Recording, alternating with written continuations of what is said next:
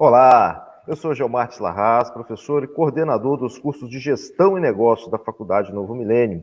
E neste momento damos início ao novo normal. Na verdade, o nosso segundo dia do Congresso Interinstitucional e Multidisciplinar. Uma parceria das faculdades Promove Kennedy de Belo Horizonte, Novo Milênio Vila Velha no Espírito Santo e o Centro Universitário Unisantana de São Paulo. Instituições que prezam por inovação, empreendedorismo e qualidade no ensino. Siga-nos nas nossas redes sociais. E por falar em educação de qualidade, não podemos deixar de citar a nossa campanha do vestibular do segundo semestre de 2020. Faça hoje mesmo a prova online e garanta descontos exclusivos. Para mais informações, acesse os sites das instituições que seguem abaixo. Eu tenho agora a grata satisfação de convidarmos o palestrante Mário Jorge Vieira de Mello, ele que é graduando em Administração de Empresas, especialista em Gestão de Negócios e Engenharia da Produção, especialista em Inteligência Empresarial, consultor empresarial e sócio na Due Consultoria, com mais de 36 anos de experiências na área de supply chain e logística. Mário Mello que abordará o tema O Futuro é Hoje, o que muda no pós-pandemia e como se preparar. Então, Mário, estamos muito felizes em ter você aqui conosco e queremos saber quais as expectativas para o futuro quando falamos de mudança no pós-pandemia e como se preparar. Bom dia a todos, bom dia, professor Geomartes. Primeiramente, eu gostaria de agradecer o convite, é uma grata satisfação estar com vocês nesse evento tão relevante. E eu digo que a gente já começa mostrando o novo nesse ambiente, né? Cada vez mais as relações serão no ambiente online e que está se provando como uma forma eficiente de se comunicar, de estar presente, de discutir. E, sem dúvida, muito mais sustentável. O que todos querem saber é como será depois da pandemia. Eu sou da vertente otimista que acredito que o ser humano, de uma forma geral, promoverá uma grande revolução interna e trazendo para si um novo modelo de pensamento. Este novo modelo vai consistir em grandes transformações mais relacionadas ao comportamento e ao consumo. E isso, as empresas, o mercado como um todo, tem que estar apto a responder de forma eficiente. Eu noto que, durante a pandemia, todas as gerações, não só os milênios, já hábil no manuseio das ferramentas tecnológicas, mas entre elas a geração X e Y, buscaram, de uma forma ou de outra, também se ambientar num ambiente que não era comum a eles. Ferramentas cada vez mais sofisticadas estão disponíveis e isso nos leva a um caminho sem volta. Dificilmente nós retrocederemos nesse ponto da tecnologia. A tecnologia foi fundamental. Esta crise que nós vivemos é única em toda a história. E sem ela, nós estaríamos ainda patinando para descobrir a estrutura molecular do vírus. E hoje nós já temos e já estamos aí na iminência de uma nova vacina que, sem dúvida alguma, é recorde em todo o desenvolvimento científico da humanidade. Também mostrou que os países, embora as suas diferenças e as suas diferentes formas de pensar, também estão se ajudando. Eu acho que todos os convênios internacionais promoveram aquilo que até então nunca foi feito de uma forma tão rápida, a troca de conhecimento. Isto foi possível graças ao avanço tecnológico. E as empresas vão estar cada vez mais investindo nisso. Como você disse aí, alguns países em que a crise do coronavírus já começou a passar, né, se depararam com essa nova realidade. Antigos comportamentos, como você já bem disse, foram substituídos por hábitos de higiene reforçados, mudanças no modo de trabalho e até na forma com que as crianças, as pessoas, né, vão às aulas, vão estudar. É o novo normal, né? Em que o cuidado para se evitar novas contaminações, como você já disse aí, é uma regra básica, haja vista que nós não temos ainda o meio vacinal para erradicar a doença. No Brasil, Nós passamos aí, estamos passando por muitas adaptações durante essa pandemia, como, por exemplo, você disse, a cultura do home office. Mário, você acredita que a cultura do home office, ela está implementada de forma permanente? É uma nova cultura social do trabalho brasileiro? Perfeito. Eu gosto de dizer o seguinte: antes da pandemia, nós relutávamos em testar algumas coisas que eram conceitualmente possíveis, mas operacionalmente a gente criava barreiras. O home office é uma delas. As empresas, algumas até de forma mesquinha, acham que o colaborador deve estar presente e cumprir o seu horário, independente se tem ou não demanda naquele momento. O home office mostrou não só como uma excelente ferramenta, mas como é possível, sim, mudar toda a relação de trabalho que existe até então. Eu acho que o ambiente de home office proporciona à pessoa, ao profissional, um equilíbrio entre o ser profissional e o ser pessoal. Ele vai estar podendo fazer uma gestão mais equilibrada do seu tempo, parando nos momentos que achar adequado e esticando a sua jornada nos momentos que assim o requerer. Então, isto vai estar na mão do profissional, né? E as empresas, eu não tenho medo em dizer que elas vão ter um retorno muito mais significativo e muito menos oneroso do que elas têm até então.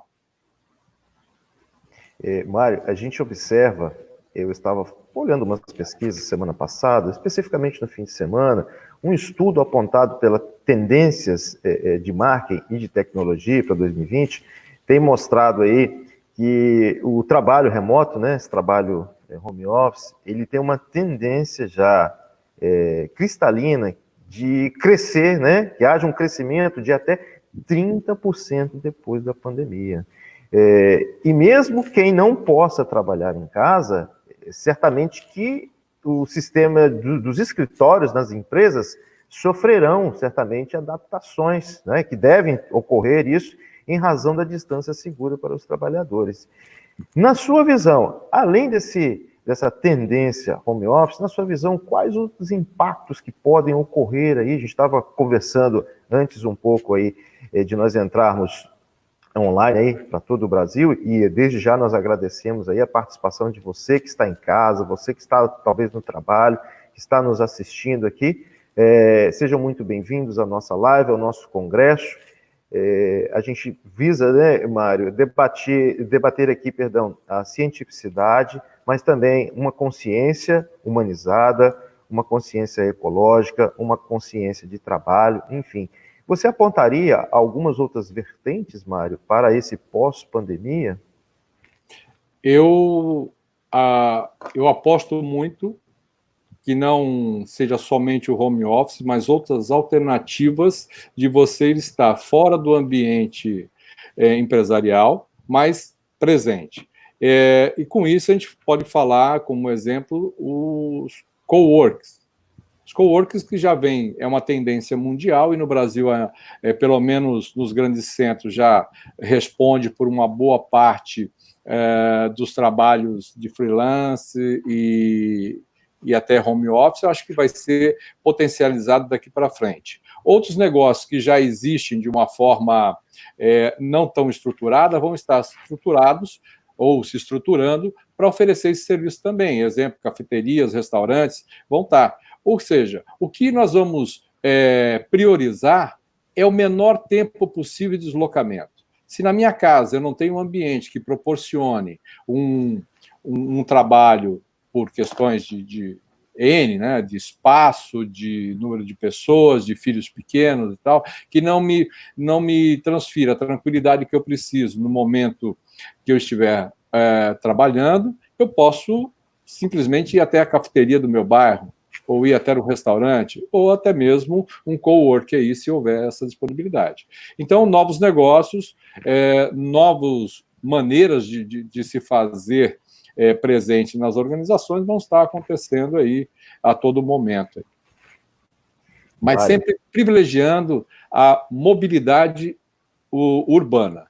Eu acho que isso vai ser um viés sem volta, onde as pessoas começam a questionar por que eu perco, principalmente nos grandes centros, por que eu tenho que perder 1 hora para me deslocar, 1 hora para retornar, se eu poderia ter nessas 2 horas um tempo muito mais produtivo, muito mais bem utilizado, né? Isso a gente está falando da qualidade de vida, né, do trabalhador, da pessoa humana, e também eu amarro essa minha fala a uma questão, como você falou aí, da questão da urbanidade. Nós temos uma frota reduzida, em tese, né, nesse momento de pandemia. Ou seja, nós temos um serviço de saúde sobrecarregado, sim, com a pandemia, em razão da doença. Mas, por exemplo, no Brasil, morrem muitas pessoas, infelizmente, derivadas de acidentes de trânsito. E as pessoas estão, em sua condição maciça, trabalhando em casa. A gente tem uma menor circulação. Qual o seu pensamento sobre essa urbanidade, esse desenvolvimento urbano com a pandemia? Como vai ficar essa sua visão? Perfeito, João Márcio. Eu diria que isto também vem a reboque daquilo que a gente tem muito no discurso de um modelo de vida mais sustentável. Eu acho que a pandemia trouxe essa possibilidade, descortinou à frente de todos, que é possível você estar indo a pé, indo de carro, não indo de carona, e eu acho que essas práticas vão ser, sim, continuadas pós-pandemia, né? Eu acho que, embora alguns dados me deixem um pouco desconfortável em dizer isso, por exemplo, a venda de automóveis 0 km começa a crescer de junho para cá. Então, o que eu pensava, não, as pessoas vão desmobilizar, vão começar a questionar, poxa, eu passei 3, 4 meses, 5 meses sem carro, meu carro na garagem, daí faz sentido? Ou vamos usar aí os meios que existem disponíveis de aplicativos, enfim. Ou seja, aquilo que a gente preconiza do compartilhamento vai ser, sem dúvida, levado ao efeito agora. Eu não preciso mais ter um carro só para mim, eu não preciso ter uma sala só para mim, e, enfim, eu vou levar a efeito esta ideia do compartilhamento. Perfeito. Mário, a gente observa, como você disse aí, na questão da urbanidade, uma preocupação, né, com o aumento da frota. Apesar de estarmos em plena pandemia, há uma diminuição natural da frota rodando, mas há, em tese, um aquecimento nesse setor, nesse segmento. Mas e os impactos ambientais? A gente observa aí, pelas pesquisas, tem se apresentado uma melhoria na qualidade ambiental, em razão de poucos veículos, né, ou uma quantidade menor de veículos estarem circulando. Ah, sem dúvida, sem dúvida. Isso aí vai... Se a gente mantiver essa consciência, muitos recursos que hoje são destinados à construção de vias, de reformas, de sinalização, e, enfim, todo este amparato que está relacionado à mobilidade, ela vai ser canalizada para outra necessidade mais importante, né? Exemplo de saúde. Então, eu vejo que sim, a gente vai ter que ter o transporte público mais eficiente, mas não necessariamente ele vai ter que estar aumentado, né? Como eu digo, se a gente não tem mais um horário, uma jornada de trabalho fixa, por exemplo, que é o que as empresas já vinham adotando, horário móvel de trabalho, você não vai ter concentração, né? Você já diminui essa concentração. O que vai mostrar é que os trabalhadores da base da pirâmide vão continuar utilizando esses meios de transporte como já fazem hoje e no período pré-pandemia. Agora, o que a gente tem que pensar é como humanizar esse transporte, tá? E não só por uma questão de conforto, mas também uma questão de contágio. Hoje a gente vê que parte da contaminação acelerada está diretamente relacionada ao nosso sistema público de transporte. Como é que você vai fazer qualquer tipo de prevenção no sistema público de transporte, né? Isso vai ficar aí para os nossos governantes decidir. A mesma coisa, eu me preocupo, e é o mesmo viés, a gente não tocou, mas tem muito a ver com a urbanização, é como os governos, as autoridades vão elaborar proposta para conter o avanço das favelas. Hoje o Brasil deve estar em torno de 100 favelas. E quando a gente fala em favelas, só para citar duas, vamos falar em Paraisópolis, em São Paulo, que já tem uma comunidade de em torno de 100 mil habitantes. Quando você vai para Rocinha, no Rio de Janeiro, você tem 205 mil pessoas, segundo um censo promovido pelas entidades de amigos de bairro da Rocinha, lá, amigos da Rocinha. Então, como essas pessoas que estão lá, em condições ainda aquém de uma realidade mínima, elas vão promover qualquer tipo de cuidado, de hábitos saudáveis de higiene. Então, e aí, essas pessoas vindo para o grande centro, e são crescentes, elas têm muito mais chance de estar promovendo a contaminação, né? É verdade. A saúde pública, a questão de ordem pública, na verdade, enquanto a gente não tem a vacina para erradicar a doença, é uma preocupação latente, né? Não só da sociedade, como da governança. E como é difícil você, em pouco tempo, ter que estruturar aquilo que não foi feito ao longo de décadas, né? Como que você faz? Como você já disse, infelizmente, há uma ausência, né, do poder público atuante de forma adequada nesses ambientes, né, de periferia, das favelas, por exemplo, que concentram muitas pessoas. A gente observa aí nessa pandemia, e alinhando com a pós-pandemia, as desigualdades que hoje são grandes, ela tem a se prospectar ainda mais. A gente observa que no ambiente de pandemia, nós temos aí várias medidas provisórias na ordem trabalhista, contratos suspensos, jornadas de trabalho reduzidas e etc. E esse novo normal? E esse pós-pandemia, com a economia rechaçada como está, né, com a recessão que, ao meu ver, né, como estudioso da área financeira, a gente observa que ela ainda tem uma tendência de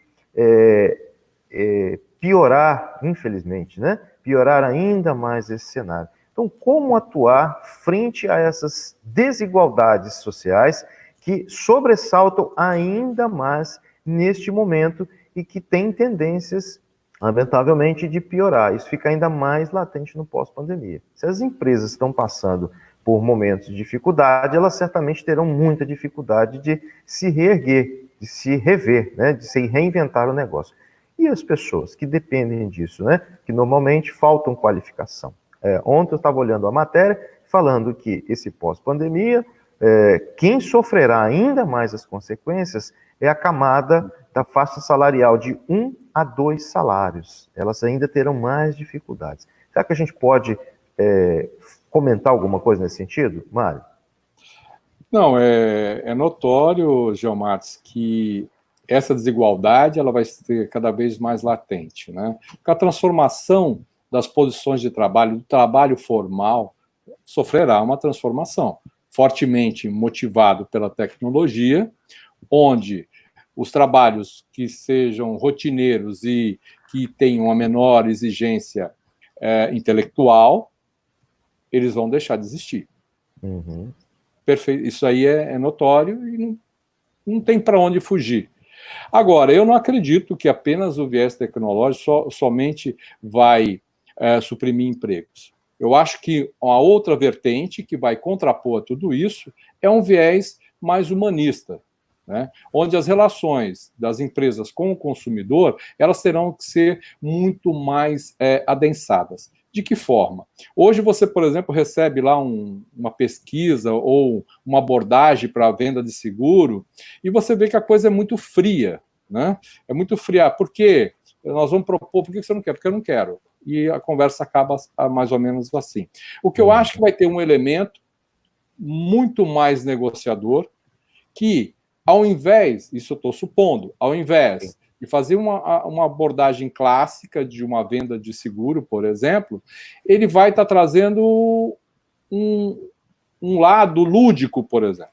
Ele vai contar uma história para você. O senhor sabia quantas famílias e tal ficam desacobertada quando o seu provedor falece, por exemplo? O senhor conhece a história do João? Enfim, coisas desse tipo que criam um link maior entre a empresa e o seu potencial cliente. Hoje não, você vê que as pessoas são totalmente, elas seguem um script ali, que elas vão lendo, nitidamente vão lendo para você, e quando você chega num ponto, muito obrigado e tal. Mas é muito frio, é despretensioso, entendeu? Parece que eles são remunerados apenas pela ligação que foi atendida, e não pelo fechamento do negócio. Então, o serviço de call center ele vai ser muito mais humanizado, muito mais negociador e muito mais efetivo. Essa é a minha visão. Tá? As empresas, por sua vez, vão ter que capacitar ainda mais o seu corpo de funcionários, que hoje não é, eles são relegados aí, né? Então, um efeito da pandemia é que se mostrou que as empresas elas têm debilidades crônicas, elas não têm um plano de contingência, não fazem uma análise de risco do seu negócio. E eu não estou falando só de grandes empresas, não. Pequenas, médias, microempresas têm que ter isso. Tem que conhecer a sua cadeia de fornecedor e quais são as consequências caso um item falte no seu serviço prestado. Você tem que ter uma comunicação muito mais transparente com os seus funcionários. Você tem que reunir, por exemplo, num momento como esse, tem que reunir e falar juntos. Juntos, nós estamos aqui e eu quero tomar as decisões com vocês que sejam de menor impacto para todos. Mas a empresa precisa de dinheiro para sobreviver. Então, vamos aí, quais são as ideias? Vamos rabiscar aqui. O que você pode contribuir para melhorar, por exemplo, os custos de uma empresa?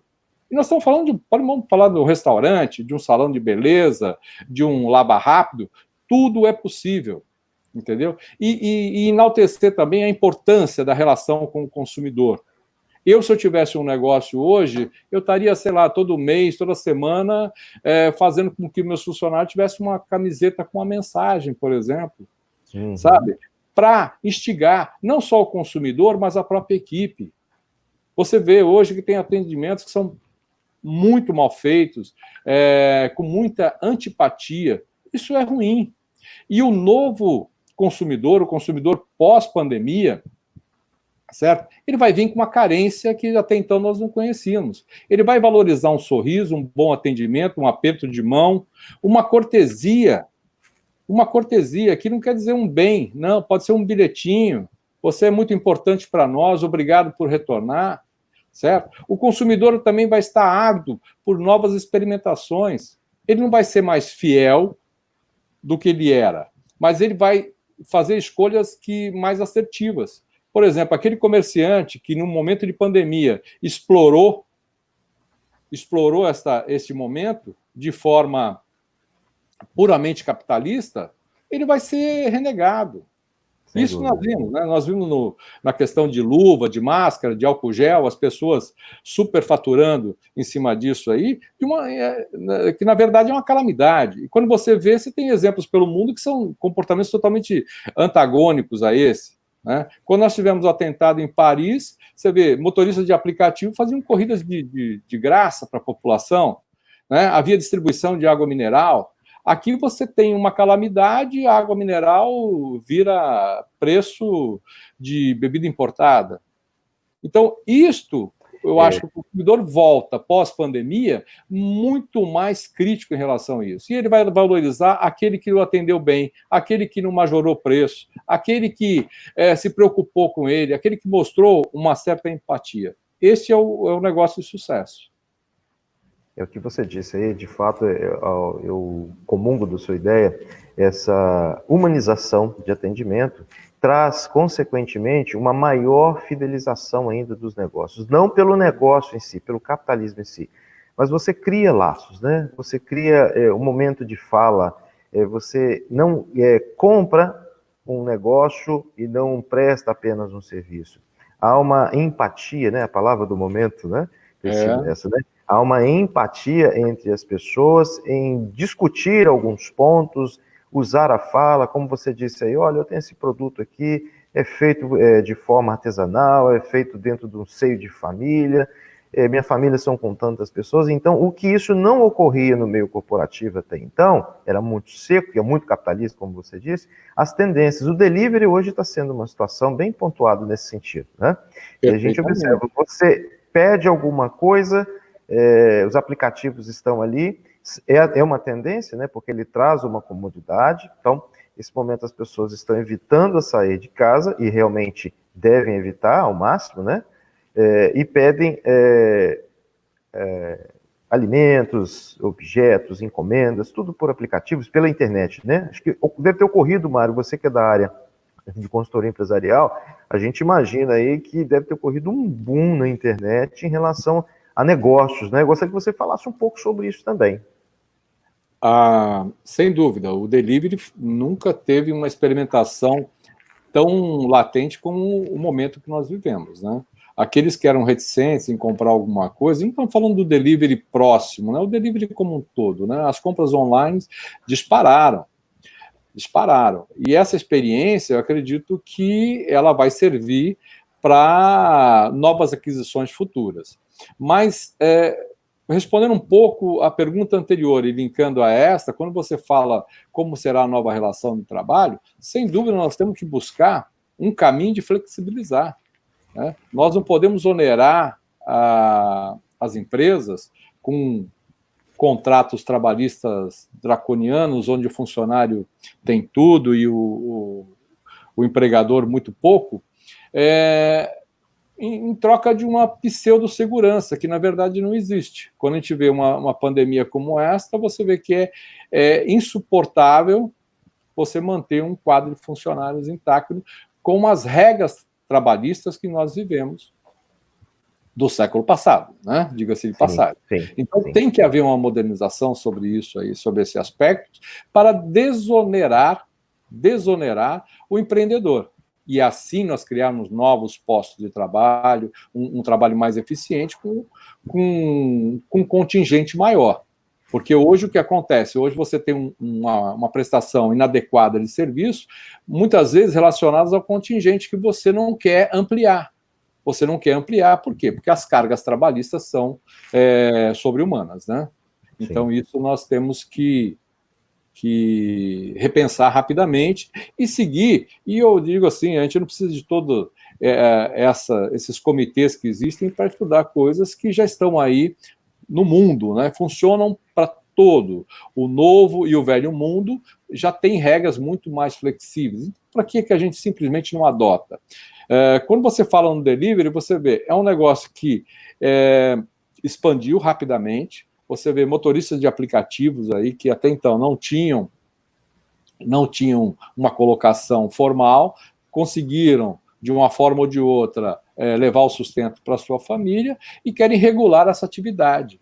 Mas não pensando no próprio motorista de aplicativo, querem regular como uma forma de tributar. Então, aquilo que é bom, que funciona no mundo inteiro, deste formato, quando chega no Brasil, eles querem dar uma tropicalizada, né, e regular em cima de uma coisa que funciona de forma, vamos assim, né, com perdão a palavra, de forma desregulada, né? E vai quem quer. Ninguém é obrigado a ser motorista de aplicativo, ser ciclista de aplicativo, enfim, não é obrigado. Só que eles, todo mundo que trabalha nesse segmento, ele está acostumado com a remuneração variável. E que, por sinal, todas essas pessoas envolvidas no delivery ganharam muito dinheiro. Foram dadas aí inúmeras entrevistas aí que a pessoa estava trabalhando 14, 16 horas por dia. Qual que era o motivador? Era a produtividade, a remuneração por produtividade. Ou vai me dizer que uma pessoa que tem um salário fixo vai querer pedalar 20 quilômetros por dia? Se ela pedalando 5, ela ganha a mesma coisa? Vai. Então, não vai funcionar. Então, eu acho que o delivery, ele vai se potencializar, mas ele não vai tirar, como alguns acreditam, né? As lojas presenciais vão reduzir muito. Eu acredito que não, por uma questão muito simples, o fator sensorial. Uma compra online não gera o mesmo prazer que uma compra presencial. E vai ser assim. Tá? Esse é um Eu acredito que no primeiro momento as pessoas vão rever os seus hábitos de consumo, mas no segundo momento elas vão querer falar, eu mereço, eu sair, eu enfrentei essa crise, o distanciamento, eu mereço uma roupa nova, um smartphone novo, um computador novo, elas vão querer. Agora, vai ser muito mais consciente essa aquisição, né? Acho também que as empresas e o governo vai começar a rever o nosso mercado interno e voltar a proteger alguns segmentos, porque eu vejo assim com um olhar bastante crítico a gente depender de uma máscara cirúrgica que ela venha da China. Quando no auge do desabastecimento, você via associações de costureira aí, certo? Provendo o mercado interno. E você tem um polo têxtil no sul do país tremendo. Então, eu acho que as empresas vão começar a olhar mais para o mercado interno e o próprio consumidor vai privilegiar uma compra interna de uma marca que tem um compromisso social, né? Uma marca sustentável, que ela entregue, na verdade, algum valor agregado à sociedade. E não só no discurso. São aquelas empresas do bem. Empresas que têm no seu DNA uma função social, certo? Elas vão se dar muito bem doravante, desde que comuniquem corretamente e que seja verdadeiro. Então, marcas aí, como você tem marcas internacionais, a Patagônia, a Timberland, a Guess, enfim, que tem um trabalho mais humanizado, elas vão ganhar. Você sabe que vai estar colaborando não só com a indústria local, mas também com um projeto social importante. Mário, eu gostaria de fazer um comentário aqui sobre negócios, né? Vou falar assim do antes, do agora e a perspectiva. No mundo dos negócios, até então, antes da pandemia, você tinha aquela questão, a tradição, o escritório, né, que nós já falamos, a venda, o marketing, fabricação e o produto final entregue. Assim era o antes, né? O atual, o hoje, nós já começamos a falar no início da live aqui, nós temos o teletrabalho, né, o home office, a venda também, via home office, ações de marketing digital, né, de forma desconexa, e fabricação e entrega. E o amanhã, você poderia nos pontuar as startups aí, né, a gente está falando de delivery, falando da rede de internet, as startups, o e-commerce, né? A área de logística, que é uma área que você tem um domínio fenomenal, né? Logística reversa, marketing digital, essas questões, como nós já falamos, teletrabalho, mas dentro da sua área, o startups, e-commerce, logística reversa, que você domina muito bem, o que você teria a dizer? Quais as suas considerações sobre estas áreas aí para o mundo dos negócios? Quais as inovações? Eu estou certo em pontuar desta forma ou eu estaria equivocado nesse sentido? Falando de e-commerce, logística reversa, as startups, é o manejo da vez?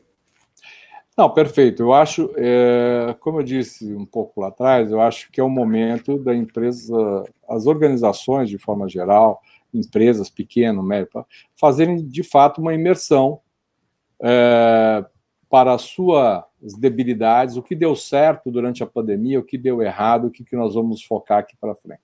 Eu acho que o planejamento tático e estratégico, ele vai ser muito requisitado do Aravante, mas de uma forma bem mais profunda, né? Porque muitas vezes você vê, tem um planejamento estratégico, a empresa tem um planejamento estratégico, mas é muito mais, como diz aí, é muito mais para inglês ver, né? Do que de fato é levado a efeito. E o planejamento estratégico e tático vai ser fundamental para a sobrevivência e manutenção dessas empresas. Eu não diria, Geomates, apenas da logística em si, porque ela é apenas um elo. Eu acho que a complexidade está em toda a cadeia de suprimentos, e que vai desde o seu fornecedor até o seu cliente. E ela vai além ainda. Ela vai do fornecedor do seu fornecedor. Essas relações vão ter que estar muito mais transparentes, certo? Você tem que, de fato, aquele negócio, ele é meu parceiro e tal, que a gente sabe que não é, né? Uhum. A gente sabe que esse termo parceria não pega bem quando você olha um contrato draconiano, você vê que ali não tem parceria nenhuma. São contratos cada vez mais unilaterais, que é buscando apenas uma vantagem financeira. Então, quando eu olho para isso, eu vejo que existe uma grande oportunidade das empresas, de fato, sentarem, abrirem as suas planilhas e ver o que é possível ajustar aqui e eu ter certeza de um abastecimento contínuo, sem susto. E ver se isso é possível, né? Muitas vezes você fideliza um fornecedor que, num momento como esse, ele te deixa na mão e você não tem mais ninguém, certo? Então, você tem que rever isso aí, avaliar corretamente quais são os riscos do negócio, se vale a pena ter 1, 2, 3, 4 fornecedores, dependendo do seu negócio e dependendo do risco que você quer correr. Porque uma coisa é certa, risco zero não existe. E se existisse, seria tão oneroso que ninguém ia querer. Todo mundo ia preferir continuar correndo o risco, né? Então, o empreendedor, e principalmente o empreendedor brasileiro, que ele já é um super-herói, né? Eu acho que uma pessoa que hoje se predispõe a abrir o seu próprio negócio, com as condições que o Brasil oferece, ele é um herói. Mas, ao mesmo tempo, ele não pode achar que ele é invencível em todas as frentes. Ele precisa também se ancorar em pessoas com expertise diferente à sua, certo? Para o sucesso do negócio. Então, essas cadeias vão ter que ser revistas. A logística, sem dúvida, ela vai ter que ser também revista por uma questão ambiental, por uma questão humana. Você hoje, por exemplo, você tem aí a lei do motorista, que obriga você a ter paradas de tempos em tempos, uma jornada máxima de trabalho, mas o que é levado a efeito é que você continua estressando esse elo da cadeia, fazendo com que jornadas cada vez mais longas sejam cumpridas em tempos cada vez menores, né? Em que pese as condições do funcionário. Então, você quer ter estoques cada vez menores, menor capital investido em estoque e uma reposição mais contínua. Mas só que existem limites para isso, e as pessoas estão desafiando esses limites e sobrecarregando a cadeia logística, né?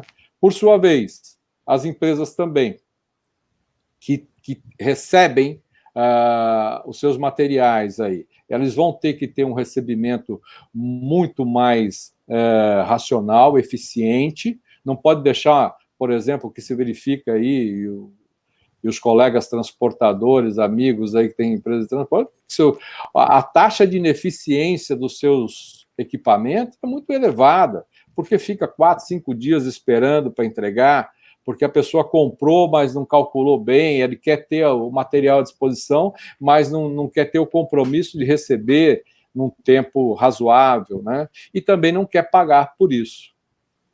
Então, tudo isso vai ter que ser acomodado no pós-pandemia, vão ter que rever. Com certeza, ambos os lados tiveram momentos para fazer uma reflexão importante sobre isso, e vendo o seguinte: se a gente tem uma cadeia muito mais racional, fluindo como deve fluir, é mais econômico para todo mundo. Haja vista empresas que adotaram, por exemplo, serviços e entregas agendadas, né? Hoje você consegue fazer uma manutenção no seu carro agendado, você consegue ter um corte de cabelo agendado. E o que significa isso aí? Isso aí não é só porque o momento é de distanciamento social. Isso é economia. Se eu consigo ter um planejamento, onde eu sei que eu vou atender 10 pessoas hoje, e, portanto, eu preciso apenas de 3 profissionais, eu posso dispensar os demais, por exemplo, e criar um banco de horas para consumo futuro. Então, eu vejo que seria extremamente produtivo e benéfico a todos, né, a todos que utilizam dessa cadeia, sentar e refletirem sobre melhorias que devem ser implementadas. Mário, nesse cenário aí pós-pandemia, é possível, dentro da sua visão empresarial, nortearmos aqui um segmento econômico que poderá se sobressair de uma forma mais tranquila, porque a gente observa que, nesse momento, algumas atividades que tiveram muito prejuízo, outras áreas tiveram uma ascensão muito grande. Isso no meio da pandemia. E no pós-pandemia, você destacaria, dentro dessa área aí, alguma atividade que pode se sobressair de uma forma normal? Por exemplo, né, as pessoas estão em casa, estão mais do que nunca ali, literalmente enclausuradas, saem pela necessidade, por conta do trabalho, ou resolver um negócio e voltam para casa. O lazer, ele está contido. Qual a sua visão nesse sentido aí? Tem algum segmento que pode nos dar uma indicativa de como vai ser esse pós-pandemia, esse novo normal? Perfeito. Quando você olha todos os segmentos que mais sofreram com a pandemia, você tem comércio e produção de aeronaves como um setor que sofreu bastante, praticamente paralisou durante esse período, seguido por companhias aéreas. E na outra ponta, aqueles que mais se beneficiaram da pandemia ainda está a indústria farmacêutica. E entre esses três importantes segmentos aí, você tem uma série que sofreu menos ou mais, dependendo do seu plano estratégico. E às vezes você olha o segmento, mas você tem que individualizar, ou setorizar, ou regionalizar aquilo, porque houveram diferentes soluções para problemas idênticos, entendeu? E alguns com mais sucesso. Você vê restaurantes aí que rapidamente se reinventaram, fazendo com o la carte virar Marmitex, por exemplo, conseguiram dar a volta por cima. Mas eu acho, como eu disse, o consumidor sai dessa pós-pandemia, desta pandemia, com necessidades aí que precisam ser atendidas rapidamente. Eu acho que a socialização é uma delas que todos vão buscar rapidamente. Ou no primeiro momento com seus familiares, no segundo momento eles vão expandindo isso para amigos, associações, clubes, enfim. Então eu acredito também que as pessoas vão ter uma real dimensão do que é o valor, né, o bem, e vão privilegiar a qualidade de vida. Então o segmento de turismo e toda a sua cadeia, ele deve retomar. Eu não vou falar rapidamente, isso daí tem uma inércia que vai ter que ser respeitada, mas ele vai retomar, sim, sem dúvida. Não sei, retomar não significa que vai recuperar os prejuízos passados, eu não sei se isso é possível, teríamos que rever. O turismo interno vai ser valorizado até pela questão cambial. A gente vê que isto aí é bom, num certo momento, né? Outros segmentos, eu acho que material de construção, as pessoas que tiveram todo esse tempo em casa, eles começam a pensar em como tornar o meu ambiente doméstico mais agradável, mais, enfim, mais benéfico, né? O que me faça. Então vai haver um investimento nesse setor. Eu digo que, no mínimo, uma pintura a pessoa vai querer fazer no seu imóvel pós-pandemia. Outros vão querer reformar, reestilizar, enfim, trazer conforto e tecnologia para o ambiente doméstico. Então, eu acho que esses setores vão se sair muito bem aí. Mário, eu quero aqui também fazer um comentário aqui o nosso chat, né? Estão com muitos comentários aqui sobre diversas eu tenho coisas. visto. As pessoas estão comentando aqui. A gente agradece a todos que estão participando, a todos que estão em casa, estão no seu ambiente de trabalho, por estarem prestigiando. A gente está buscando aqui trazer conhecimento, um papo bem descontraído, mas com um sentido norteador, né, desse pós-pandemia. Então, agradeço a todos vocês aqui. Vou sobressaltar o Wellington Horta, disse aqui, muitos empresários que exploram o serviço no Brasil abusam muito do poder. Acho que a Justiça, o Ministério Público, deveriam atuar nesse diapasão. Eu também quero ressaltar aqui a fala aqui, deixa eu ver mais uma fala aqui, muito importante. Zilnete Gonçalves, né? A gente fez um convite de família, eu agradeço a Zilnete, né? A prima Zilnete está lá em Domingos Martins, também prestigiando esse momento, eu agradeço a toda a família que está aí. Ela colocou assim, ó, quem faturou mais no setor foram os supermercadistas. E de fato, né, Mário, é um setor de uma sobrevivência, né? Acredito aí que os setores que têm demandas, né? Medicação, né? Os remédios, medicamentos, alimento como num todo, vestuário, que são três cenários básicos, né? São fundamentais aí para sobrevivência.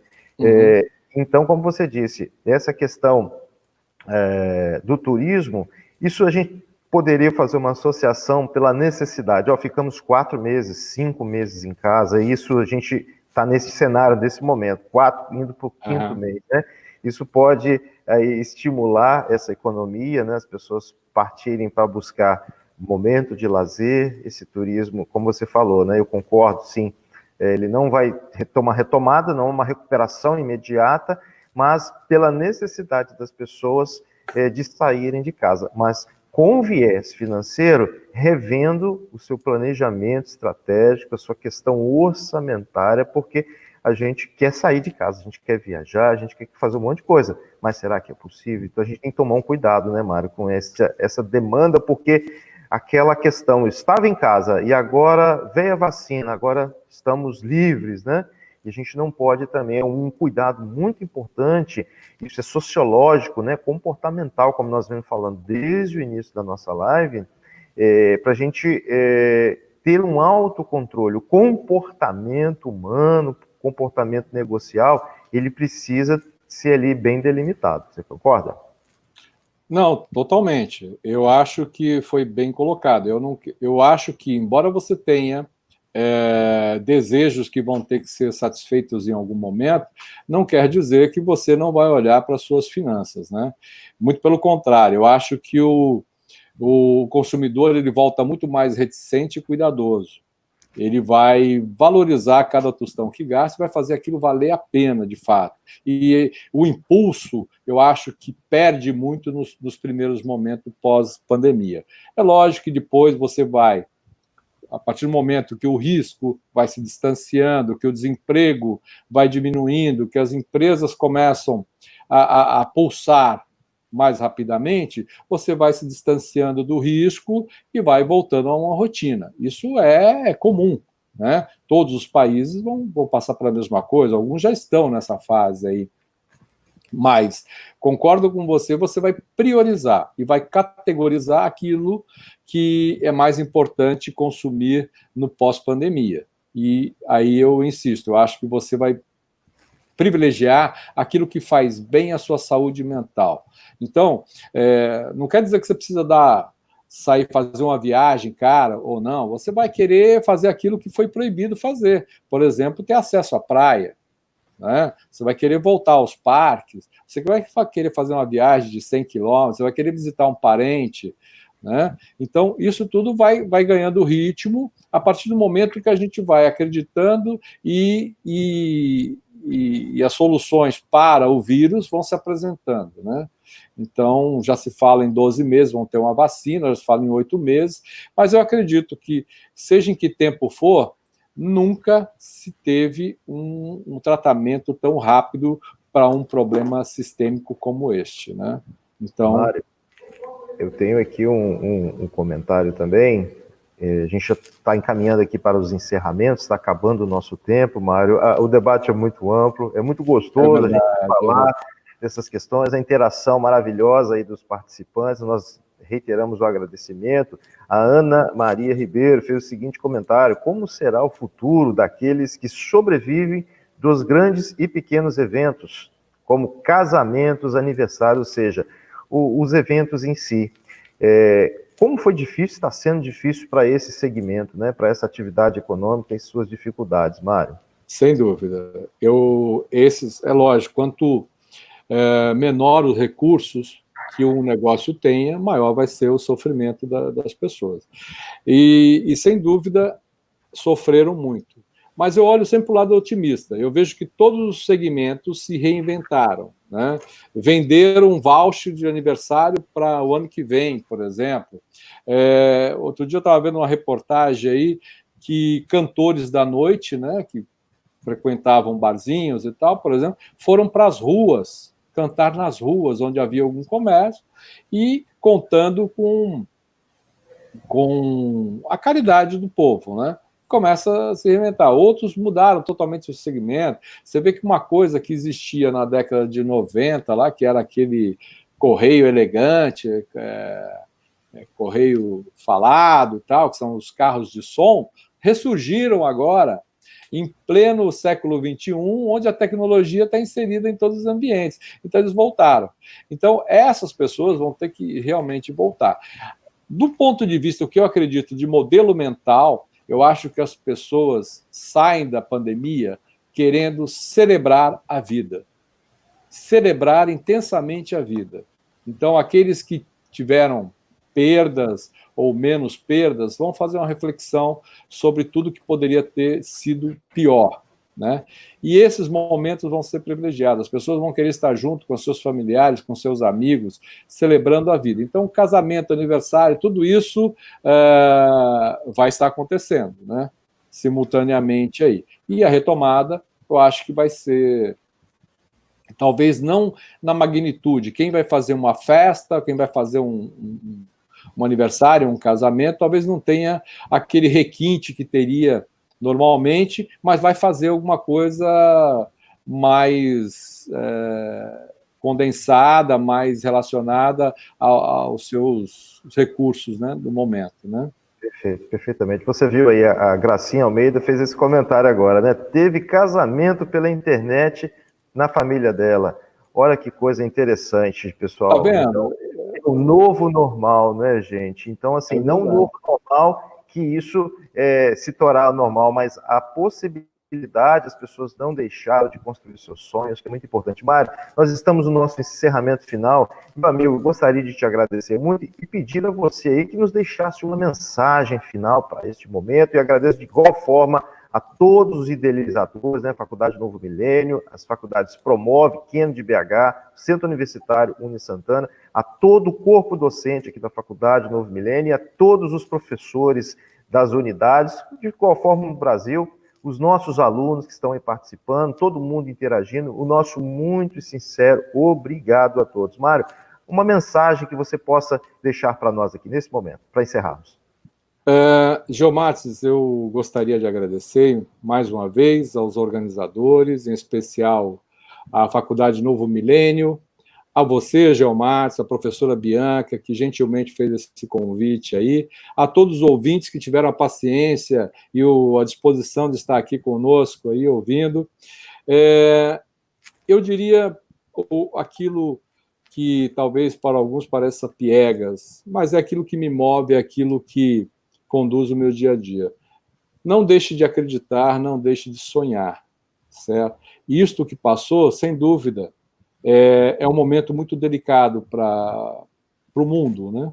Mas há esperança e a gente vai estar, daqui a algum tempo, lembrando isso de uma outra forma, como quanto forte nós fomos e capazes de superar uma crise. Então, será mais uma crise apenas superada. Tá bom? Um forte abraço a todos, meu muito obrigado.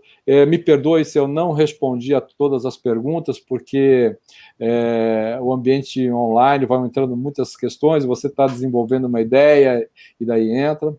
Mas eu queria responder uma especial que diz respeito a todos nós aí. Eu acredito que o ensino presencial não deixará de existir, sem dúvida, ele apenas será reformulado. Entende? Ele será muito mais, como eu diria, ele terá muito mais qualidade do que a gente verifica em alguns momentos aí da vida, certo? E aquilo que não tiver importância nenhuma, ou que requeira um grande esforço de locomoção, de organização, vai estar no ambiente online. E as pessoas aprenderam que o ambiente online também ensina. Então, nós teremos mais uma opção de ensino e o ensino presencial continuará, sem dúvida, pujante aí. Tá bom? É muito importante que a gente não deixe de sonhar, de apostar e de realizar os nossos sonhos, com todas as dificuldades, né? Então, pessoal, eu agradeço mais uma vez a todos vocês aqui. Mário, um beijo carinhoso no seu coração. Obrigado a todos por terem participado aqui. Fiquem na paz. Um forte e fraterno abraço para todos. Até mais. Até mais.